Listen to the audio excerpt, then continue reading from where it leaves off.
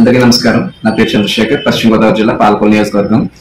మన కూటమి ప్రభుత్వం ఏర్పడి సరిగ్గా సంవత్సర కాలం పూర్తయిన సందర్భంగా రాష్ట్ర ప్రజలకు మరియు కూటమి ప్రభుత్వ నాయకులందరికీ కూడా నా హార్టీ కంగ్రాచులేషన్స్.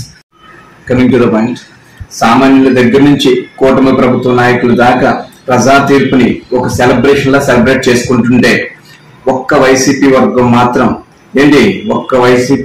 మాత్రం ఆ ప్రజా తీర్పుని వెన్నుపోటు దినంగా ప్రకటించడం, దానిని నిరసనలుగా వ్యక్తం చేయడం, దాన్ని అనుకున్న వాళ్ళ ఉద్దేశం ఏంటో అర్థం కాకుండా ఉంది. దీన్ని బట్టి ప్రజా తీర్పు అంటే మీ దృష్టిలో అంత హేళనగా ఉందా? ప్రజలు ఇచ్చిన తీర్పుని అంత అవహేళనతో చూస్తున్నారంటే ప్రజల నిర్ణయానికి మీరు ఇచ్చే గౌరవం ఏంటి అనేది ఒక ప్రశ్నార్థకంగా ఉంది. అదొకటి. ఇంకా రెండో పాయింట్, ఈ నిరసనలో భాగంగా రోజా గారు రోడ్ల మీదకి వచ్చి, రోజా గారు అటు అంబటి రాంబాబు గారు వీళ్ళందరూ రోడ్ల మీదకి వచ్చి ఈ కార్యక్రమం చేయడం జరిగింది.